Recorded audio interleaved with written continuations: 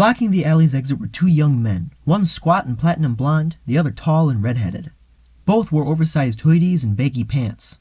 Serpentine tattoo designs covered their necks. All they were missing were the words, "I'm a thug," printed in large letters across their foreheads. The redhead zeroed in on my wallet. "Now be nice, Mikey. This guy looks friendly enough." He grinned and pulled a hunting knife from his belt. "In fact, I bet he wants to give us all his money." I blame my disorientation for what happened next. I knew my immortality had been stripped away, but I still considered myself the mighty Apollo. One cannot change one's way of thinking as easily as one might, say, turn into a snow leopard. Also, on previous occasions, when Zeus had punished me by making me mortal, yes, it had happened twice before, I had retained massive strength, and at least some of my godly powers. I assumed the same would be true now. I was not going to allow two young mortal ruffians to take Lester Papadopoulos' wallet.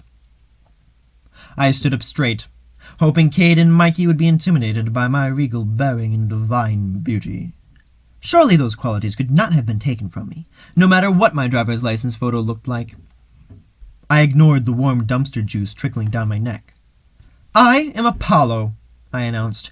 "You mortals have three choices. Offer me tribute, flee, or be destroyed." I wanted my words to echo through the valley, shake the towers of New York, and cause skies to rain smoking ruin. None of that happened. On the word destroyed, my voice squeaked. The redhead Cade grinned even wider. I thought how amusing it would be if I could make the snake tattoos around his neck come alive and strangle him to death. "What do you think, Mikey?" he said to his friend. "Should we give this guy tribute?" Mikey scowled. With his bristly blonde hair, his cruel small eyes, and his thick frame, he reminded me of the monstrous sow that terrorized the village of Chromium back in the good old days. "Not feeling the tribute, Cade." His voice sounded like he'd been eating cigarettes. "What were the other options?" "Fleeing," said Cade. "Nah," said Mikey. "Being destroyed?" Mikey snorted. "How about we destroy him?" Cade flipped his knife and caught it by the handle. "I can live with that. After you."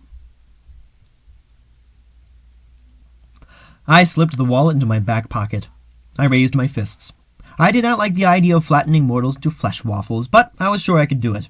Even in my weakened state, I would be far stronger than any human. "I warned you," I said. "My powers are far beyond your comprehension." Mikey cracked his knuckles. "Uh-huh." He lumbered forward. As soon as he was in range, I struck. I put all my wrath into that punch. It should have been enough to vaporize Mikey and leave a thug-shaped impression on the asphalt. Instead, he ducked, which I found quite annoying. I stumbled forward. I have to say that when Prometheus fashioned you humans out of clay, he did a shoddy job. Mortal legs are clumsy. I tried to compensate, drawing upon my boundless reserves of agility, but Mikey kicked me in the back. I fell on my divine face. My nostrils flattened like airbags. My ears popped. The taste of copper filled my mouth. I rolled over, groaning, and found the two blurry thugs staring down at me. "Mikey," said Cade, "are you comprehending this guy's power?" "Nah," said Mikey, "I'm not comprehending it." "Fools!" I croaked. "I will destroy you." "Yeah, sure." Cade tossed away his knife. "But first, I think we'll stop you." Cade raised his boot over my face, and the world went black.